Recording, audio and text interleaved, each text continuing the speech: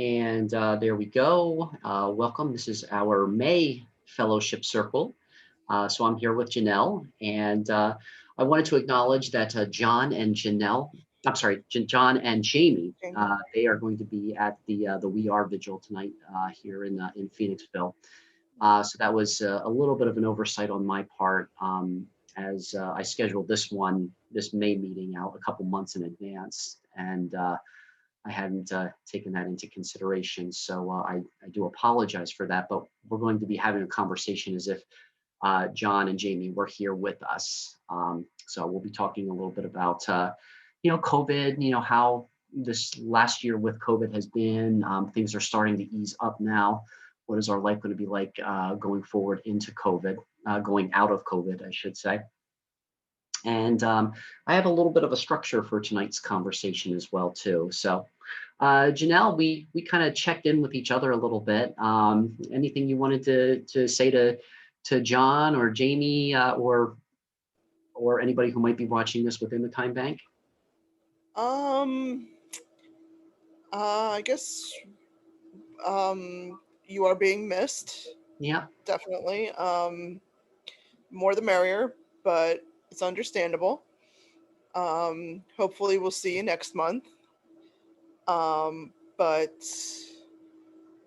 it's definitely a topic that I think is one that needs to be addressed. yeah, It's very important. yeah, yeah. Looking Very good. forward to see how this goes. Yeah, tonight's conversation, yes. Yeah, and yeah, what comes up for me too is yeah, I want to engage in more conversations like this, not just here with the time bank, but with Hmm. in the We Are Vigil and with Hmm. in solidarity with Black Lives Matter as well too. I think there's opportunities to deepen the conversation, and I'm always looking to do that. So tonight I'm going to follow a format that I've been working with for the last couple weeks now. Jamie, you know our friend Trey Ashley Guerin, who is the who kind of organizes the Winfinity framework. She's been working with this six conversation model that I think was introduced by a man by the name of Peter Block. What we're going to do tonight is I think we might cover three of those six conversations between you and I, Janelle. So if anybody like John or Jamie, if you want to take notes, I'm going to give you the six conversations, and then we're going to start with the first one. But the first one is the appreciation conversation. The second one is the possibility conversation. The third is the invitation conversation. So inviting, after we come up with possibilities, inviting and kind of comparing notes about what we're inviting each other to participate in.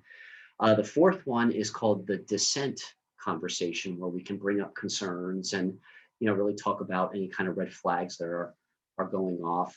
Trey does this wonderful thing in our group meetings where instead of doing thumbs up, thumbs to the side, or thumbs down, we do a thumbs up. And I'm not quite on board with that, or present like I have a gift to offer. Like something is not resonating with me. I have a lot to say about that. I'm offering a gift on that. The fifth conversation is accountability. Taking accountability, taking responsibility for whatever part you wish to bring to whatever it is that we're all agreeing to. And the sixth one is a commitment. So what is our commitment after we've had the meeting of the minds? We've opened up the conversation. We found common ground. What is it that we really want to commit to with each other? So this is something that I'm hoping will be very valuable, not just in our time bank fellowship, but also in some of the other activities that we're involved with, like with Transition Town, like with the We Are Vigils. So that's what we're going to be doing tonight. So let's talk about appreciation, Janelle. So we actually kind of already did that before we started the recording, but first of all, I do want to just appreciate you for really just showing up every single time, and I really appreciate that, Janelle. You've had such a commitment, and you have brought so much. Just what I understand, what's going on behind the scenes, how you're helping with with the time bank as well behind the scenes. I just wanted to say that what we're really getting a lot done and advancing because of you, because of your efforts. So thank you for that. I have to say I truly appreciate these gatherings that you're putting on. It's a great undertaking um, to take the time and get to the deeper meaning and um, uh, of these conversations.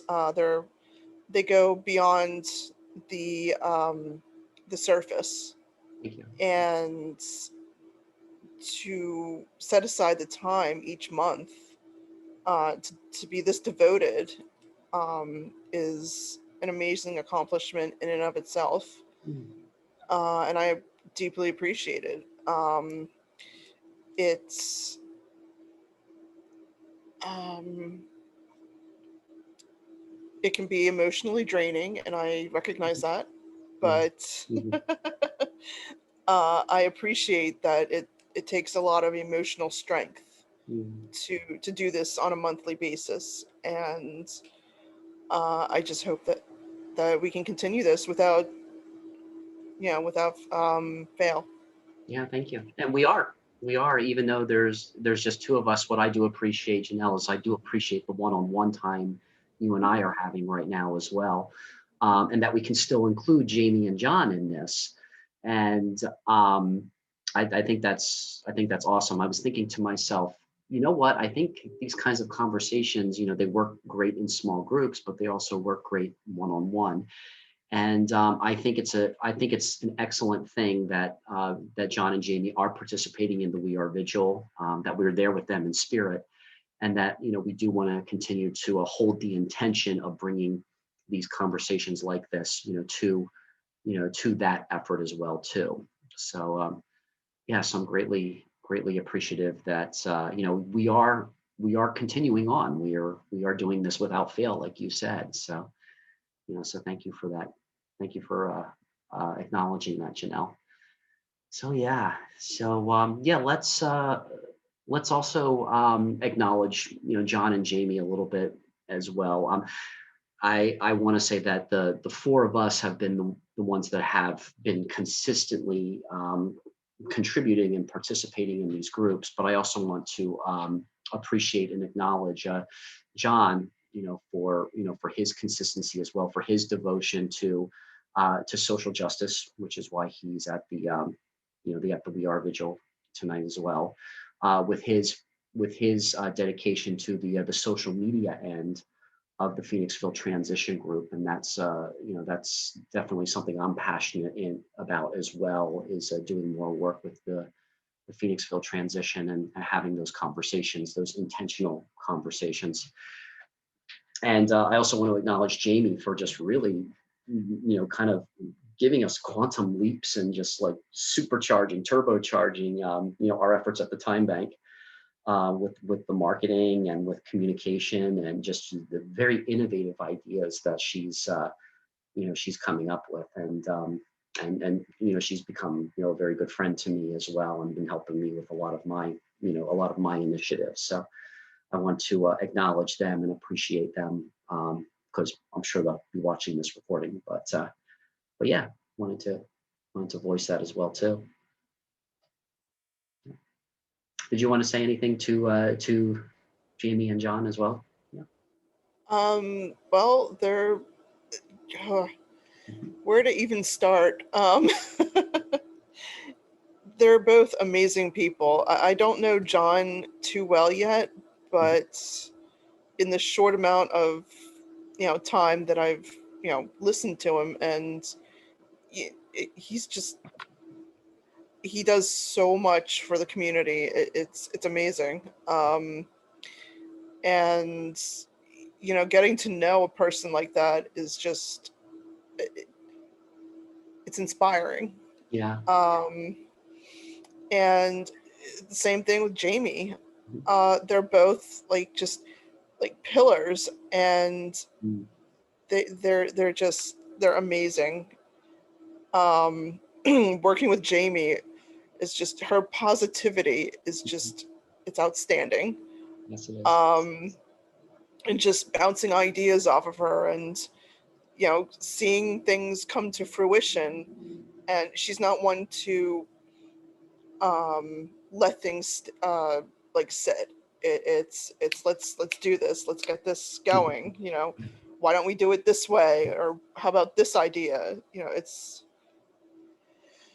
again, it's inspiring to Yeah, have someone actually listen and then take that extra step and get the call to action and make things happen. absolutely. Yeah. um, it's a great thing, Yeah. and both of them are definitely those type of people, and to surround yourself with those kind of people, it makes you more motivated and inspired to keep helping.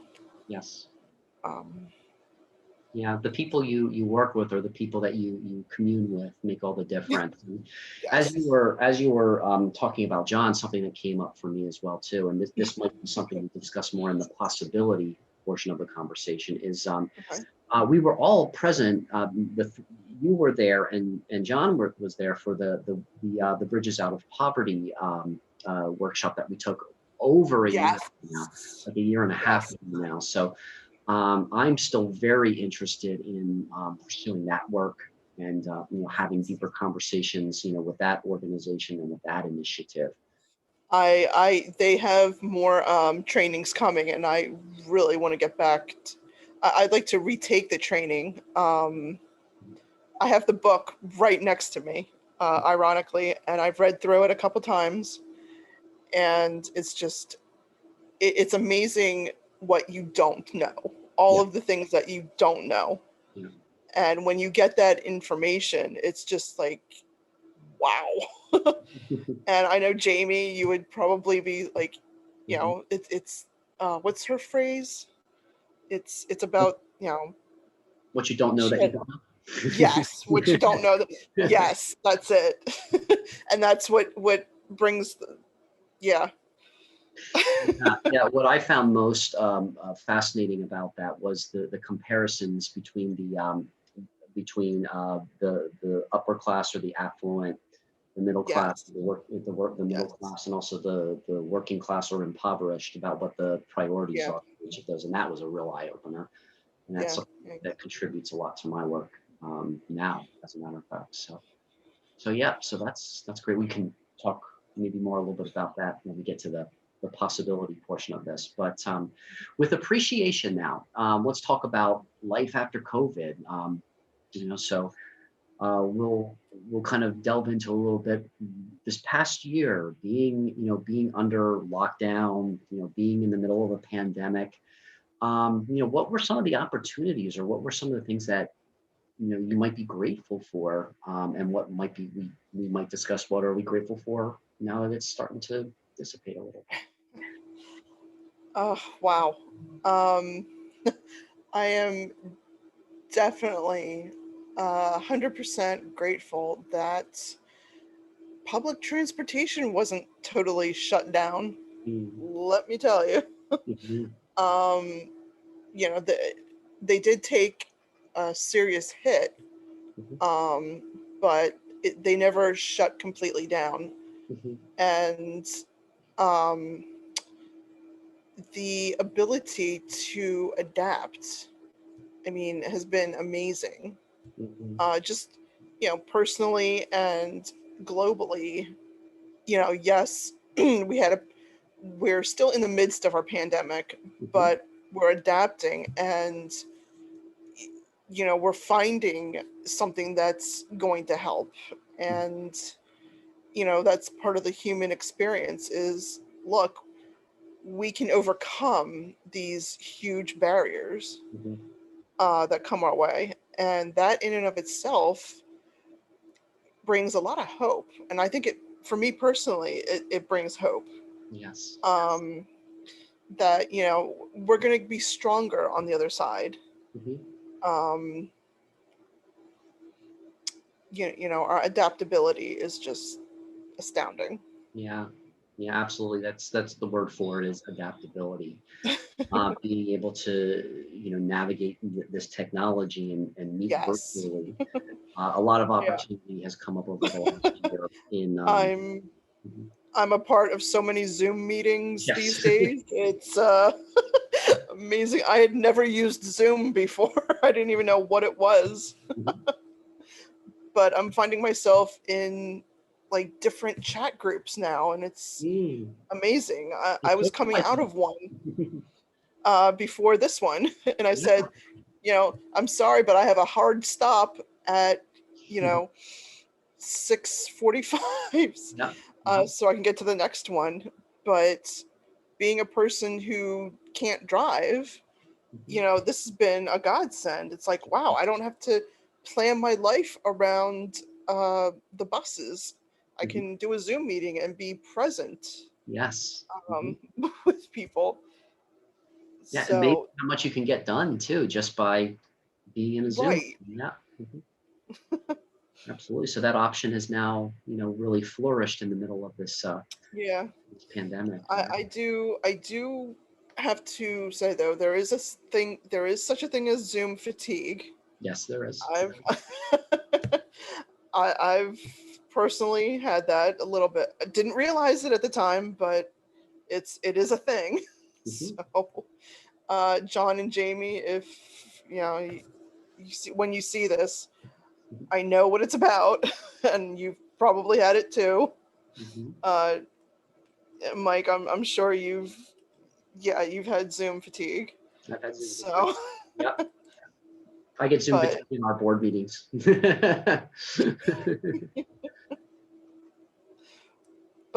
you learn to pull yourself aside, and Mhm. the self-care component starts to kick in, Yes. like, oh, this is happening, so I need to do X, Y, and Z.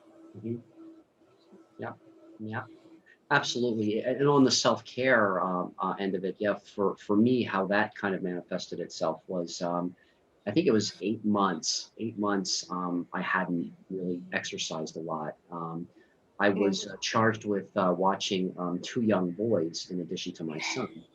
So that was a little bit of a workout. But yeah, I kind of let go of that part of my life, and then around September, October mm, of 2020, something just kicked in, and I started training every day and learning those self-care, how to take care of myself without being able to go to the gym, since the gyms are closed. Well, mhm, these are closed at the time. They're yeah. open now, but still, there's restrictions and everything. Yeah, but being able to, find the joy of just running in the morning by myself, where Mhm, there's no one out. So there was, that opportunity that came up, and because of that, because of mhm, of COVID, I've upped my self care and upped my training, mhm, greatly, just because of those 8 months off, and then it became mhm, addictive to just really throw myself into it. So mhm, that was a nice surprise that came up. But yeah, also on the Zoom end, the video conferencing, being able to take the leap finally and create a time bank where I'm talking to people from the UK, from mhm, Canada, from all over the country. That probably would not have happened. It probably would not have happened as succinctly if we weren't in a mhm. lockdown situation where we weren't able to go out in public as much. So Yeah. so yeah, but I deepening a lot of relationships and a lot of friendships through this mechanism. So yeah, I found a group actually that meets weekly, all over the world, like you said, and it's mhm. coffee, care, and compassion, Oh, and they are an amazing group of people. I mean, there's folks from like North Africa, and I mean, you name it, you name the country, and wow, they're pretty much there. Yeah, it's amazing. It's amazing. yeah, Yeah. it's interesting. Yeah, I was also just introduced to a group for the first time this Monday night, where they engaged in a process called circling, where you just kind of sit in silence and you really just talk about what feelings come up for you. even Okay. if you sit there for a while. And so it was kind of like, an exercise in patience and an exercise in really talking about what really matters. And I wouldn't Mhm. have had that if it weren't for for the situation. You know, learning Yeah. a lot of new skills. Yes. Mm, Yeah, so good.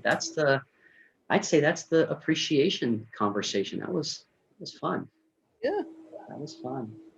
Cool. So the possibility conversation.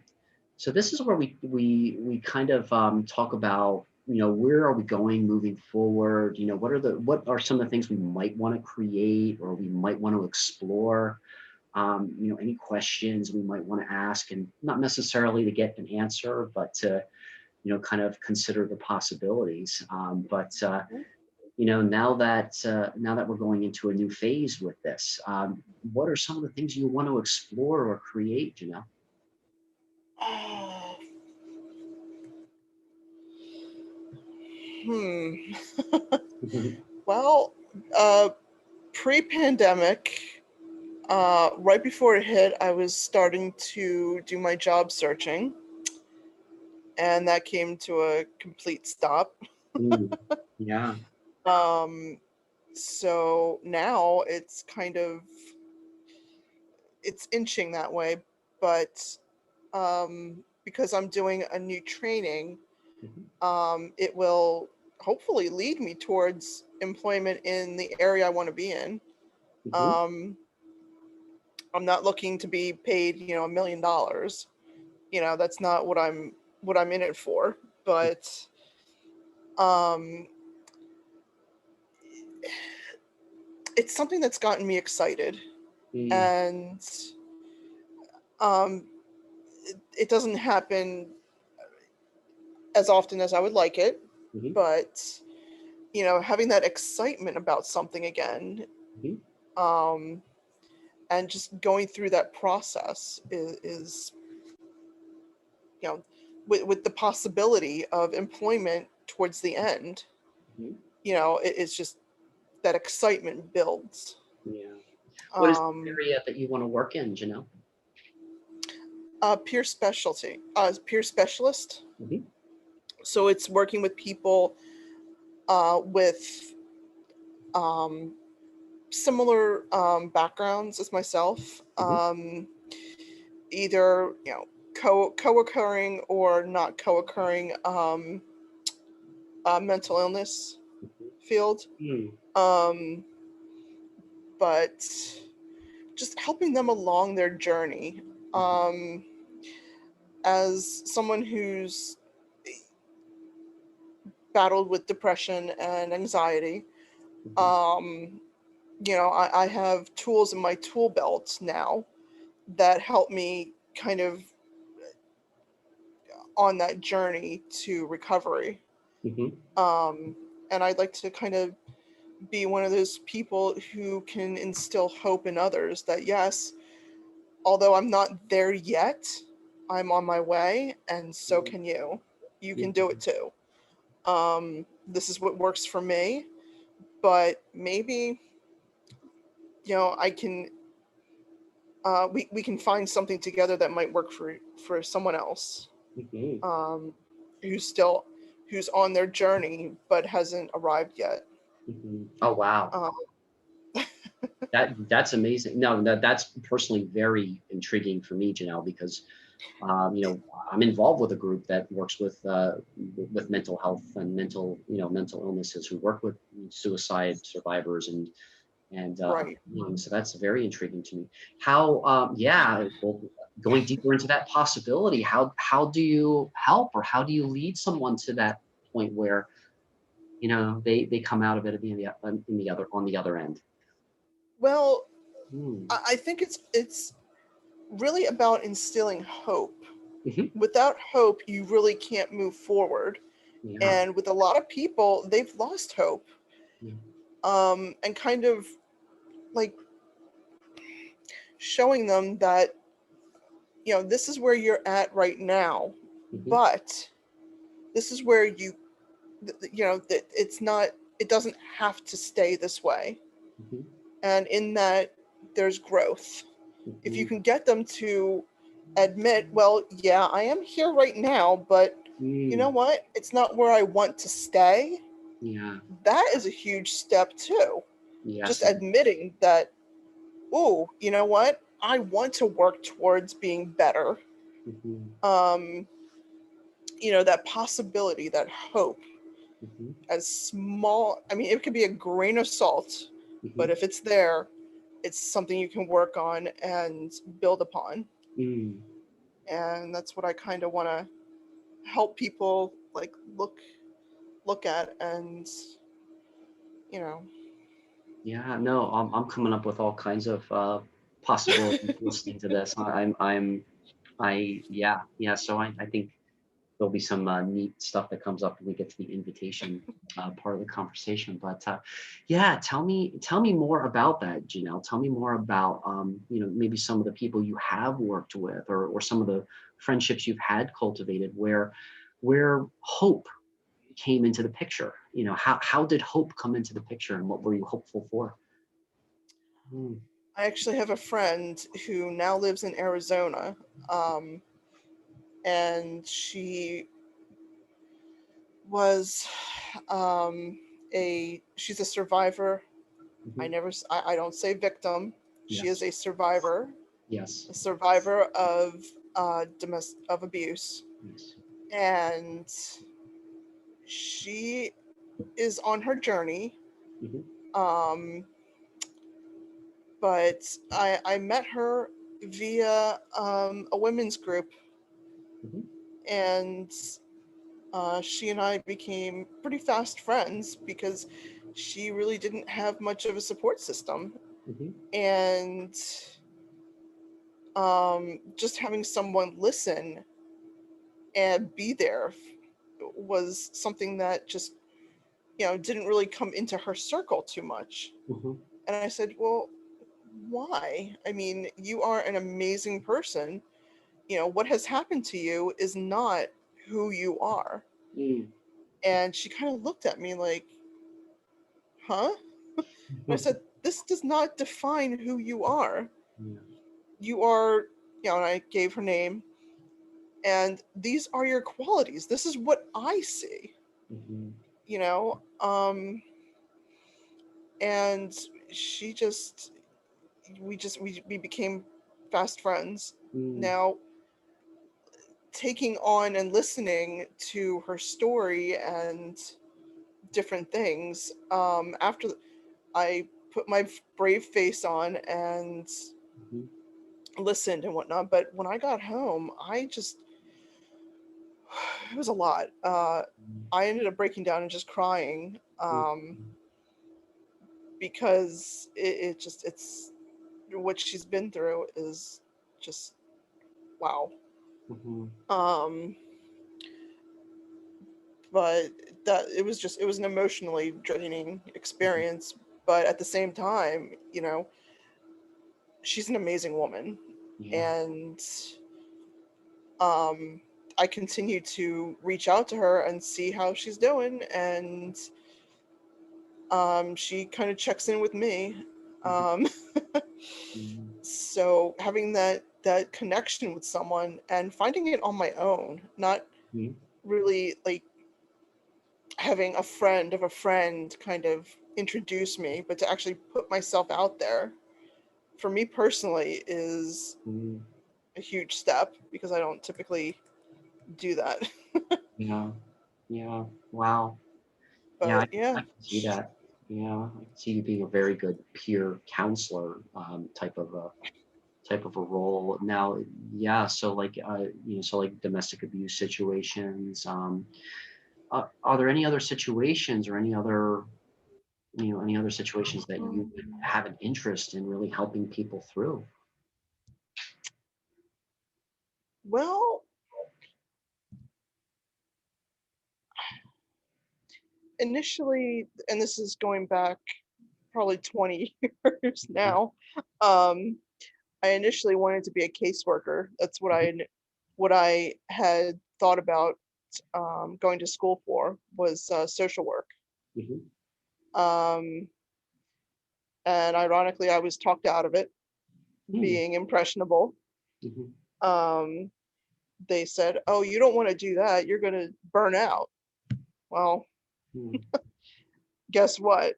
It's 20 years later, and I'm looking at trying to do this a different way. Yeah. I may not be a therapist, Mhm. because with the therapist, they're constrained to the brick and mortar like buildings, and with a peer support therapist, Yeah. Mhm. um, there's more, uh, what's the right word?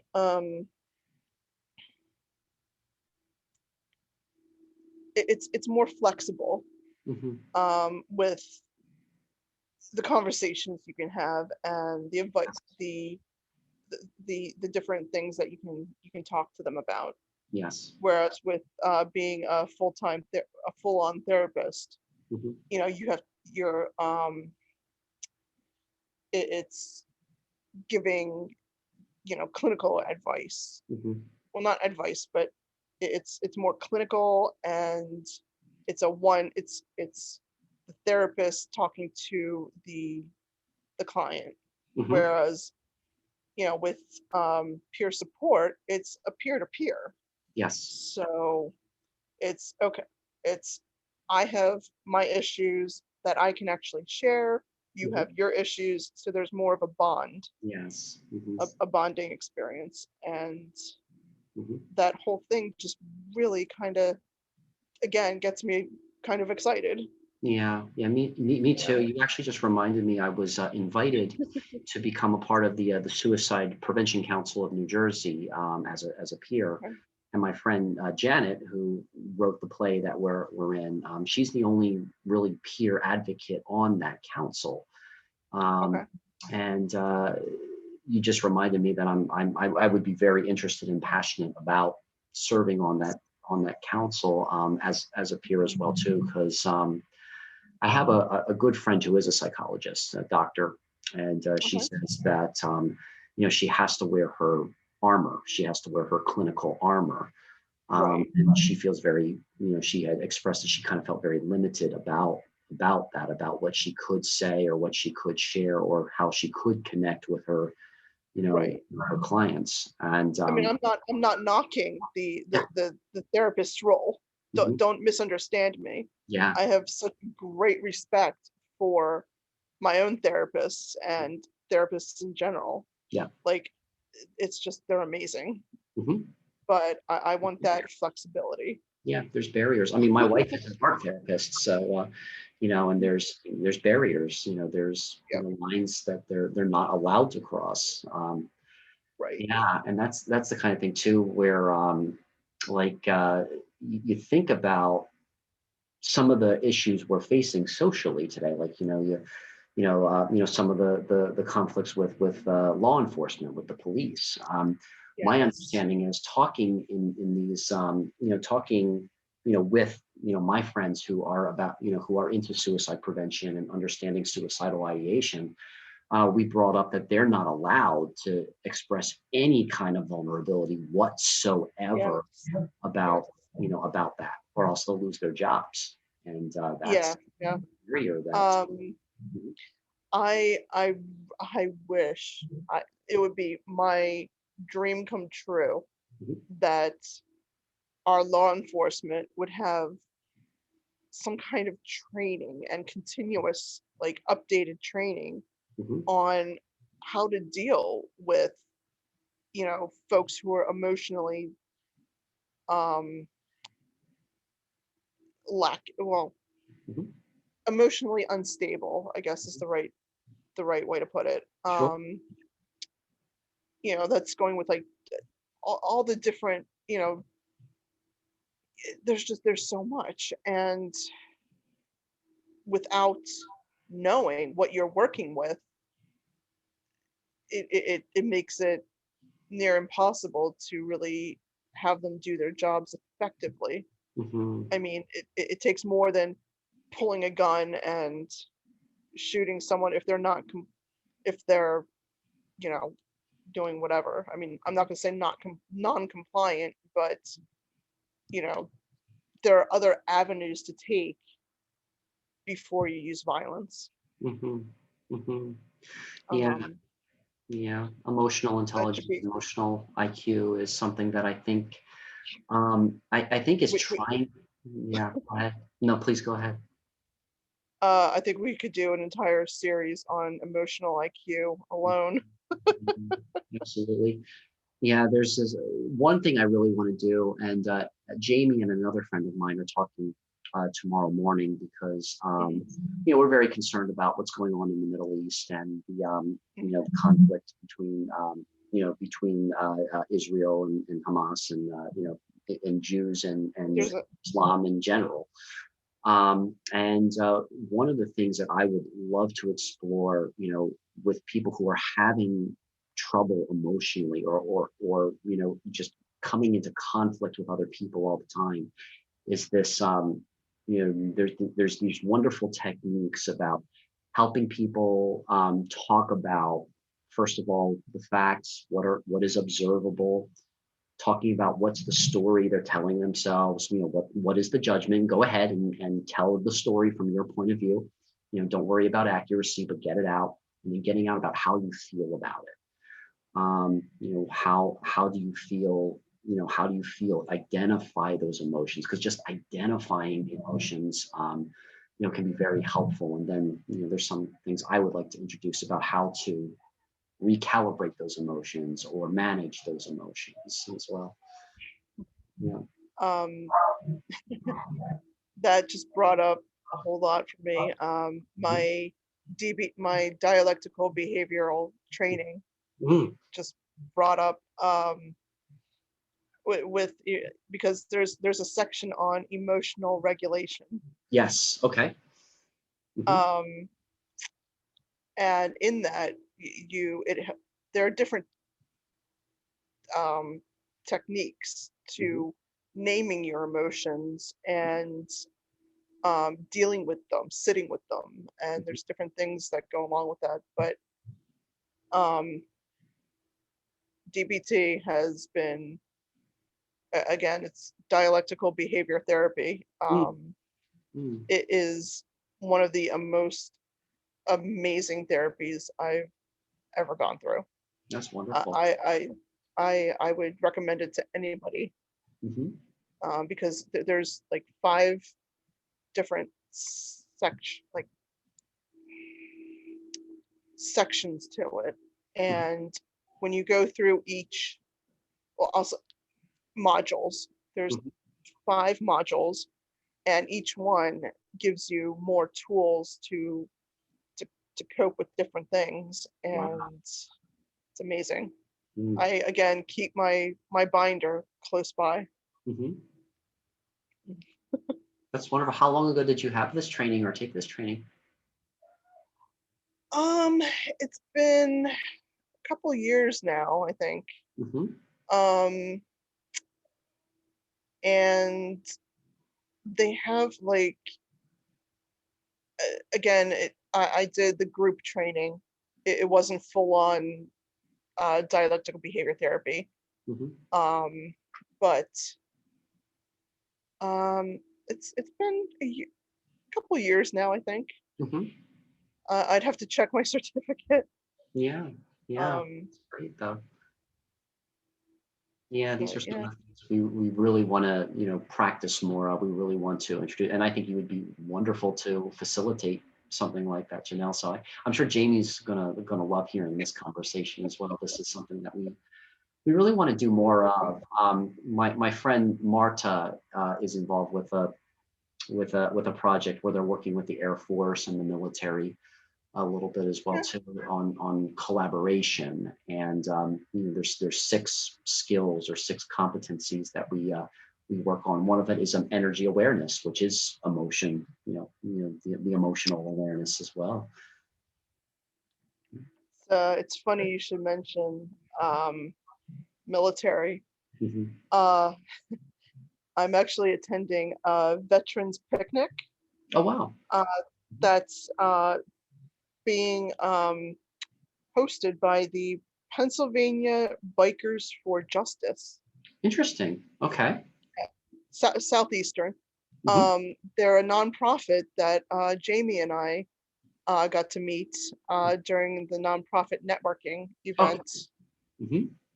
Uh, so I got their flyer, and I put in my RSVP Hmm. since since both my parents are veterans. Hmm. I'll be posting a request for the in the time bank for a ride over Oh, very cool. because yeah, it's on a Sunday, so there are no buses on Sundays for me Hmm. where I live currently. Okay. So there's that possibility that I could, a strong possibility that I could get over there. Yeah.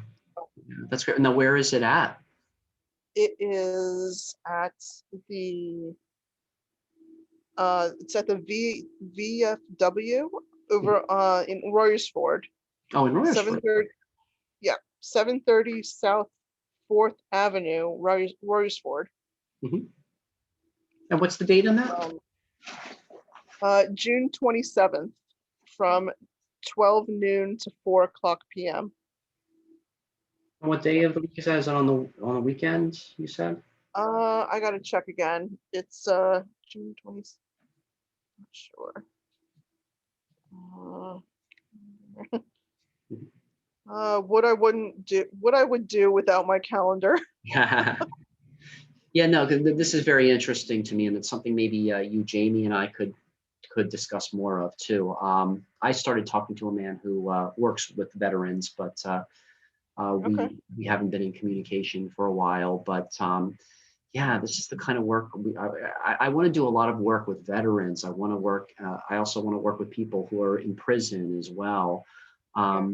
The thing with veterans that comes up for me is so many of them, when they're being very honest, they'll say how much they truly love their country, but they really despise their government, and that's something that I really want to do more of. Yeah. Yeah. Um, yeah, I actually did my final project for my bachelor's degree Hmm. on how how veterans, like all of the red and orange tape they have to go through just to get their benefits. Yeah. I mean, it's easy for them to put their benefit, to put money in and do their time, but when it comes time that that they can come out Hmm. of and be in retirement, I mean, these people have helped our country, and now our government is going to make them jump through hoops Yeah. to get their benefits, which they rightly deserve. Hmm. I mean, that's just like bizarre to me. Yeah. Yeah. And Do that. anger comes up, and just like really, Yeah. Yeah. And all the homelessness and yes, all of the suicide rates as well too. That's something yes, that I would love to depression, explore. PTSD. I mean, these people need our help when they come back. Hmm. It doesn't just, yeah. A lot of things come up. Hmm. Um, and every time I see one of my vets that I know, I, they've told me that they've been spat at and disrespected, and these people, I can't even fathom why Hmm. they're doing something that others have either choose not to or they can't. Yeah. Um, they deserve our respect, Yeah. Yeah. and a lot of them have given the ultimate sacrifice, Mhm. and their families deserve our respect too. Yeah. Yeah. Um, didn't mean to go out on a rant there. No, no, this is very, no, it's very valuable. What I've been seeing too is a lot of dissension between people from different socioeconomic classes. Like, for somebody who college is not an option, or that kind of a thing. Right, The military is their right, best option. Yeah. You know, people who have been, you know, college educated or university educated, you know, they're so deep in their head about, you know, why war is wrong.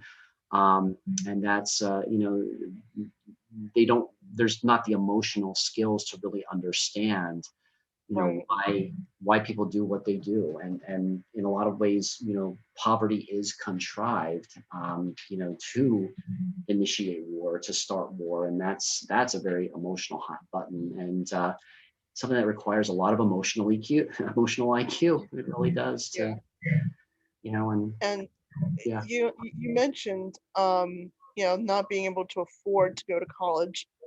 That's another hot button issue for me. It Mhm, shouldn't matter what economic, like anything. mhm, Everyone who is in this country should be able to get a college education. yes.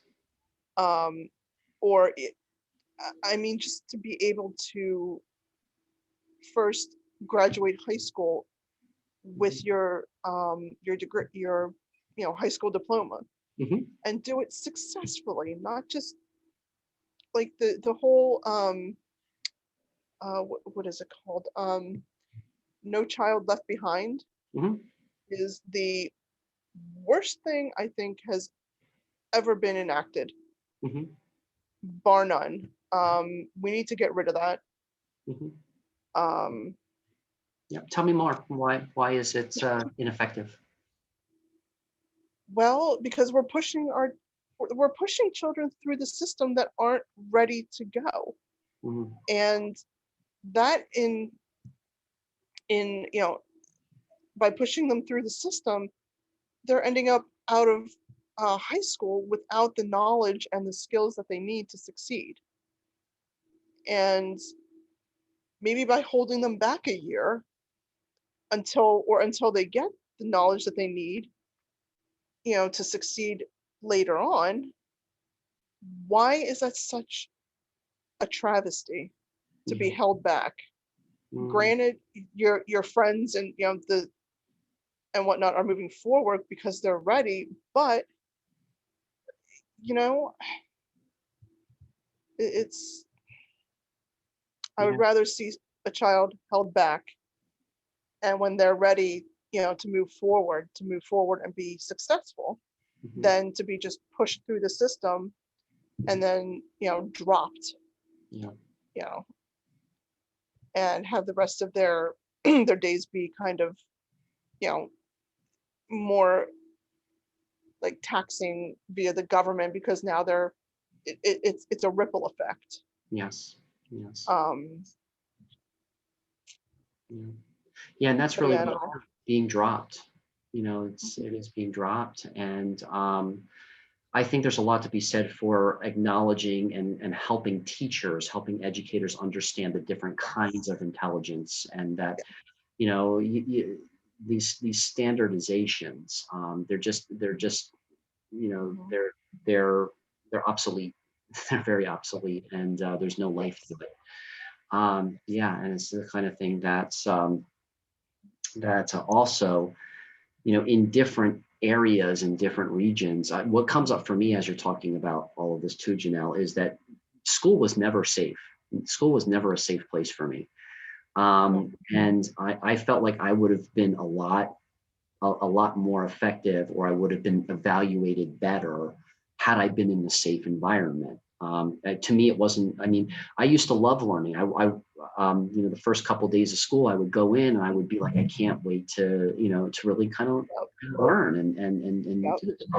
But you know, when, you know, the teachers are using an ineffective strategy to kind of guilt you into studying, and there's bullies waiting around the yes, corner, you know, to physically harm you, you know, learning just isn't an option. And that's, you know, that's yeah, something that can't be addressed on a systemic level. It's got to be addressed interpersonally. So, yeah. And bullies, like for me, weren't physical; they were more emotional and psychological. yes. And oof, I when I hear people say that words don't have power, Mm, um, I want to jump like Yeah. down their throat and say, "You really? Do you want me to give you the statistics right now? Mhm. Go to this link, this one, and this one." Mhm. You're wrong. Words do matter. They hurt and they last.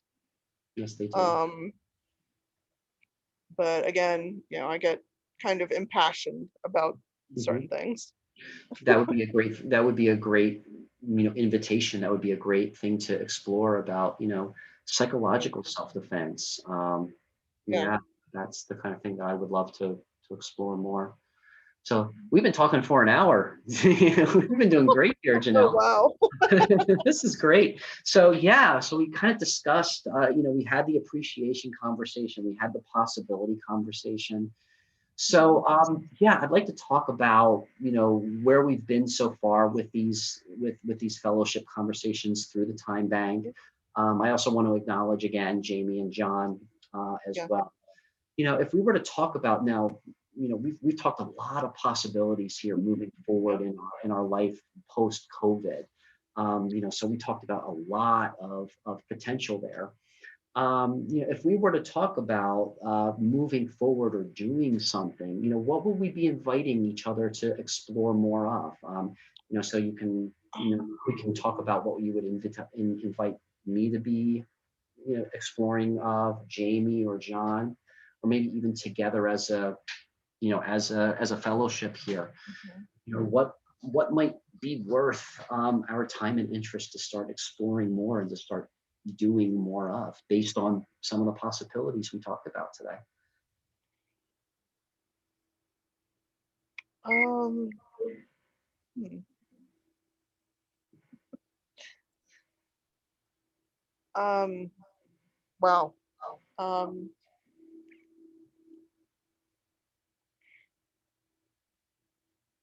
One thing that comes up for me, I would like to invite you to kind of become like a peer moderator for some of our discussions that we have around mental health concerns and emotions. So that's something that comes up for me, just reflecting on this entire conversation. I'm like, I would love to have you be kind of like a conversation moderator, mhm. something that I'm interested in. Yeah, I think that's a really good idea. I'm very open to something like that. I'm not really one to take point Mhm. on things. I'm more of a follower. Mhm. Um, but definitely in and of the planning or sharing of ideas, I think, yeah, sky's the limit.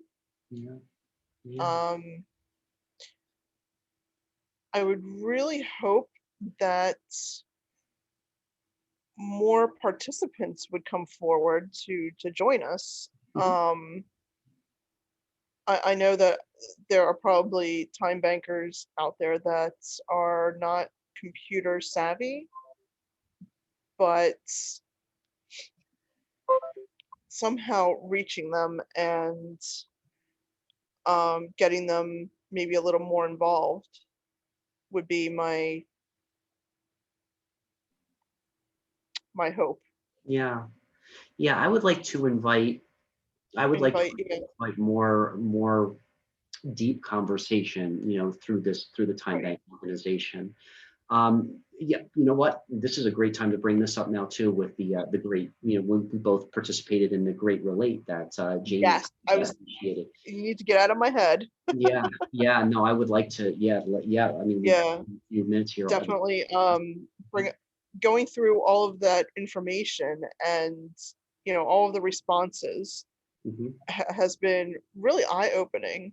mhm. Um, again, what to do with all of that information and how do we um, procure like what we want to happen.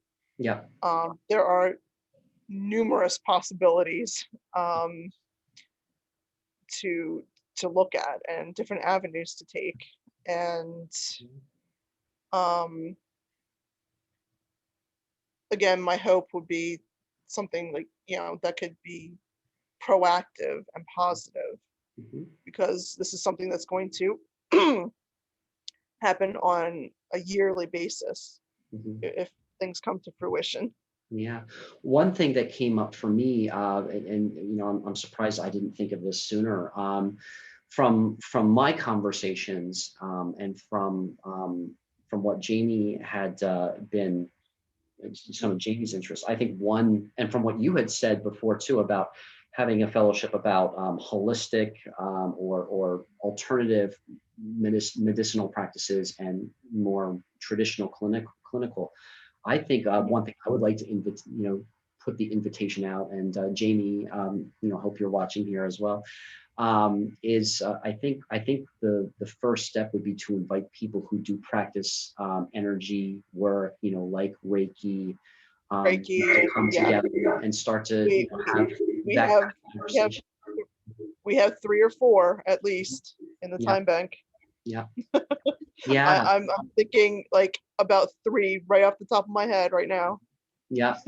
So I think that might be our first, our first opportunity. That might be a good invitation, as you, Jamie, and I, who have participated in this. There are a lot of people interested in coaching, in Yes, alternative medicine, in Reiki, yes, in energy work.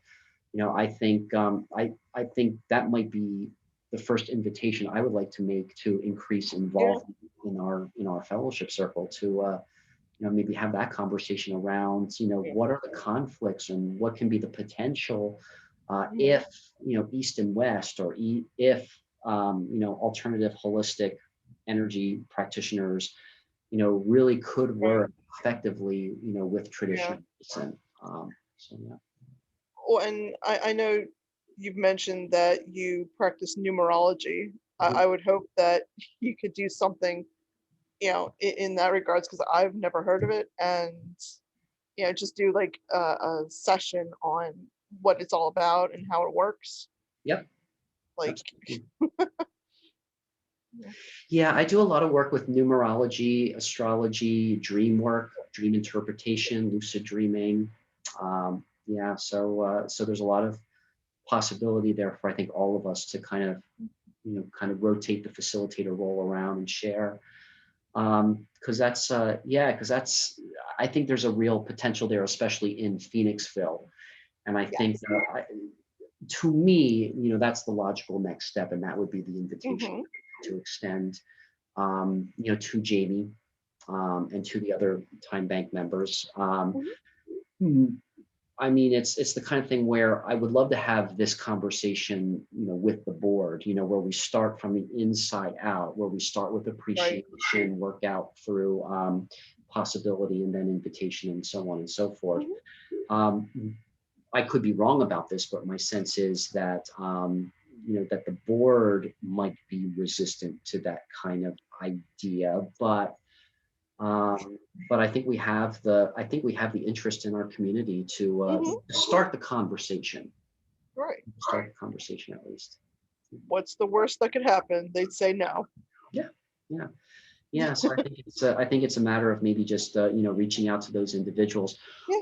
One of the things that some of the feedback that I also got from the Great Relate as well too is that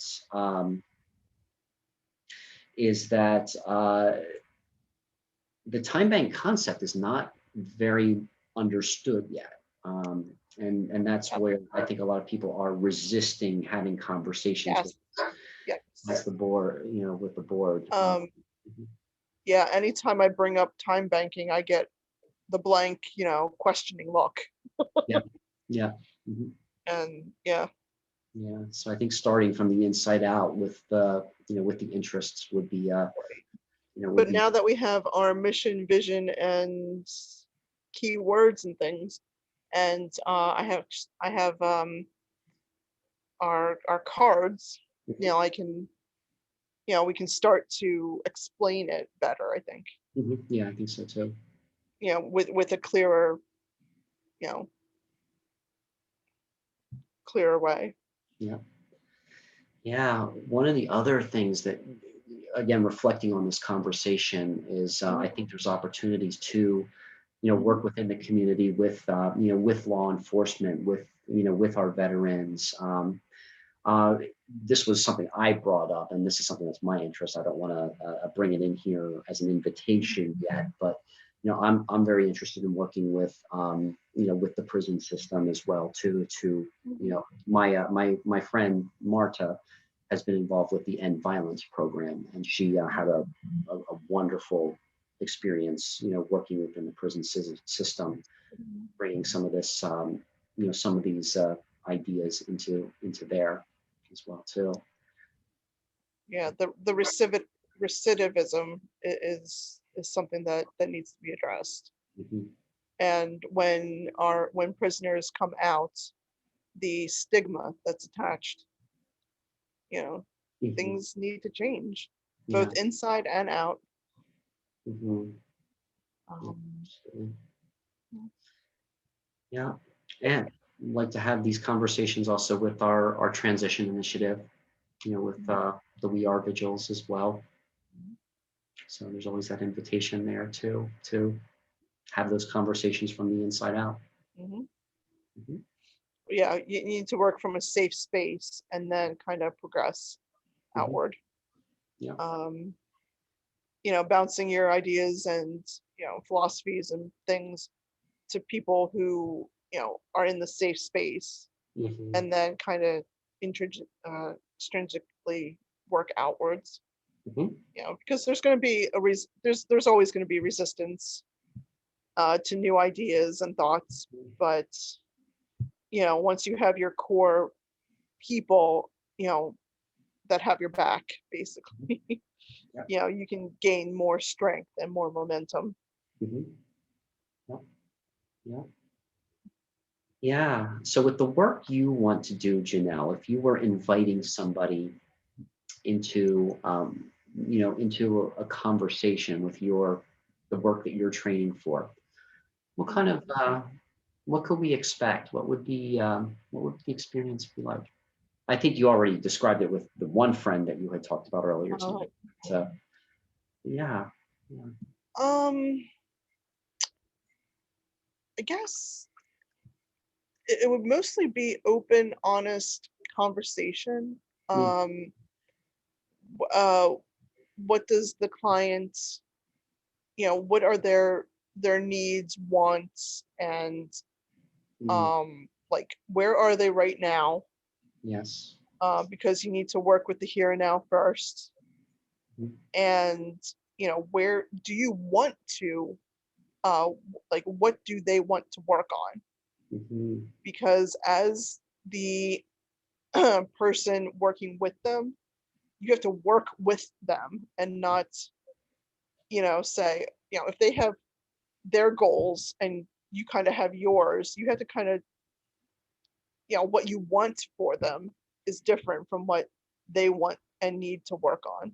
mhm. So you have to kind of combine them a little bit, Yeah. but focus on where they are and where they want to go, Mhm. and kind of be their support. Mm, that's a great invitation. I want to explore that for a moment, and then I'd like to ask you to explore it with me too. Where am I now? Right now, I'm in a good place as far as I really value these conversations and these fellowships. Where I would like to be is becoming more effective in helping people understand um, that we can turn this thing around. We can turn, you know, we can turn the quality of life around within a matter of like 2 to 3 years. And that's something I would like to get better at communicating Mhm. to people and to helping others understand. So I'm really where I'm at right now is I'm really appreciating the depth and the foundation that we're laying with conversations like this, and that's where I would want to be, is to help people understand that we have the power to turn things around just like that if we just continue to have these kinds of conversations and go get underneath the surface. So I'd like to ask you, Janelle, where are you now and where would you like to be? And what- Um, where I am now. Mm, Uh, trying to continue to forge forward, Mhm. baby steps. um, Feeling really grateful for these conversations, and um, having you, Jamie, and John, and anyone else who looks at these, just be a part of this, and um, knowing that putting myself out there and being kind of vulnerable Mhm. is acceptable, Yeah. and not as scary as someone might think it is. Mhm. This is a safe space, and Mhm. um, kind of a judgment-free zone. Mhm. Um, and it's a continuation of the journey that I myself am taking, because Mhm. life is a journey. Yeah. Um, and being grateful that I have more than one person, Mhm. myself, um, you know, on that journey. Yes. It's a continuing learning experience. Absolutely. Yeah. And one of the things I would like to invite others who might be watching this is to consider the possibility that the true measure of success is the depth of those relationships, is the depth of those conversations. And I hope that we can prove that, real soon in all areas of life. Yeah. Yeah. So the invitation I would like to extend to Jamie and to John and to anybody on the Time Bank or anyone else who might be watching this is to maybe explore this kind of conversation again in June. Where we start with appreciation, and then possibility, and then invitation. And yeah, I'd like to go. Yeah, I'm going to just leave it at that. Part of me just says I think I want to explore the possibility of the energy workers or the spiritual workers or the that kind of modality. But I don't know yet. Let's not put the cart before the horse. Let's stay in possibility. But yeah, I would like to invite specifically Jamie and specifically John to join us in this kind of a conversation in June. Hmm. And I'm going to hold that intention for other people in our time bank who have expressed an interest in bringing that conversation in where we can openly talk about with curiosity Hmm. healing, modes of healing, whether it be traditional, clinical, and energetic or holistic or that kind of Hmm. experience. Okay. Yeah. All right. So before I end the recording, I will still talk for a few more minutes here, Janelle. But we did great. We're an hour and 20 minutes in, just about here. So Yeah. so this was perfect. So I think you and I having this conversation was the perfect thing to happen. And I think it's been very, very productive and very meaningful. Yes. Any closing thoughts before I close the recording out? Um,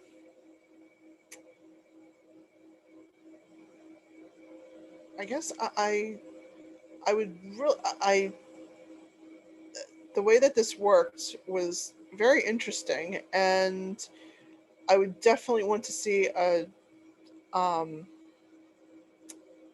a follow up with the rest of Yeah, the points, yeah, yeah. because we only got through what, two or three? We did three, and I was only Three. intending on doing two or three of those tonight. Okay. So, yeah. I would definitely like to explore the other four, Hmm. Yep. The other three. Yeah. other three.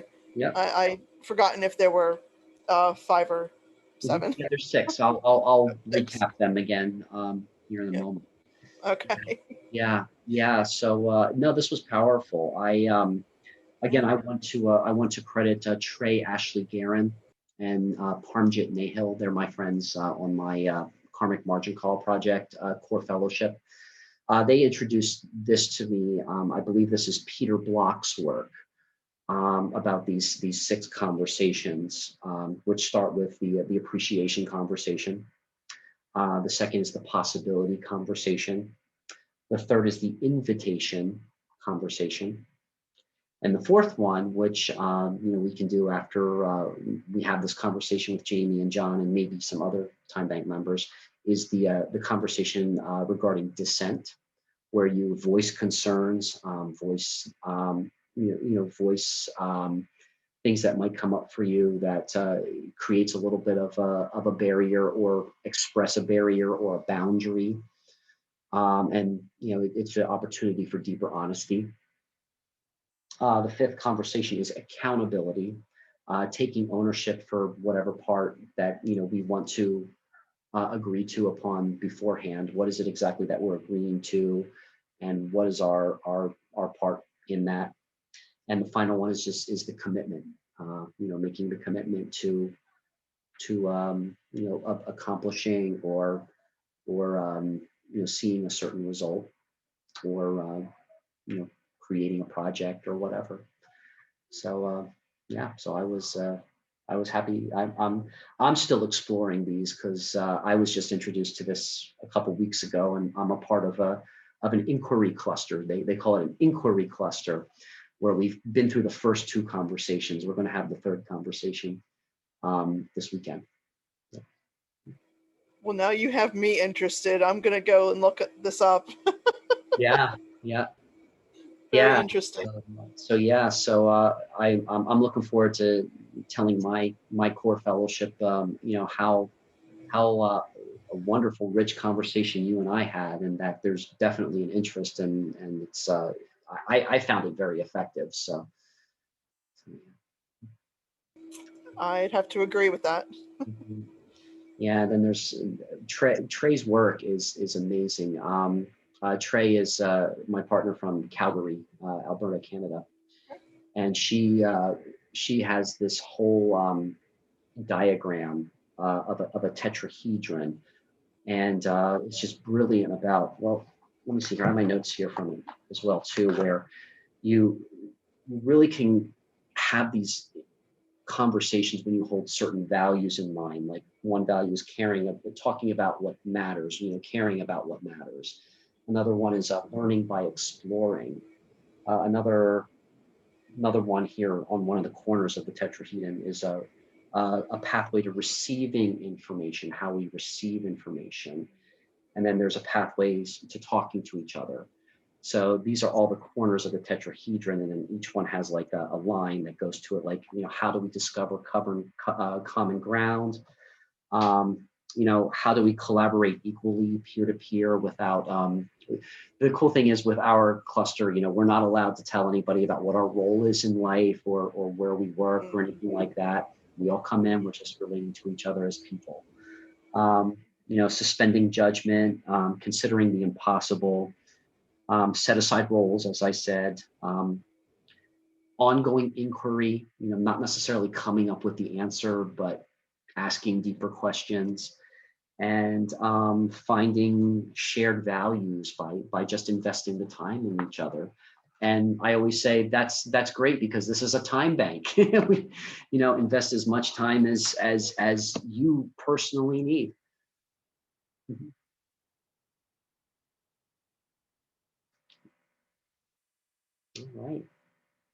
All right. Well, I'm going to stop the recording right now. And Okay. yeah, Janelle, this was a wonderful conversation. I'm really excited about next month. I'm really excited about sharing this with Jamie and John as well. Yeah. I hope my air conditioning unit didn't come through too bad on the recording. I didn't even notice it until now. I didn't even notice it until you said something. Yeah, I was trying to mute like each time after I talked, so that it wasn't coming through too much. Yeah. My son and my wife are playing in the next room, and I'm like, oh, I wonder if that can be heard. But yeah.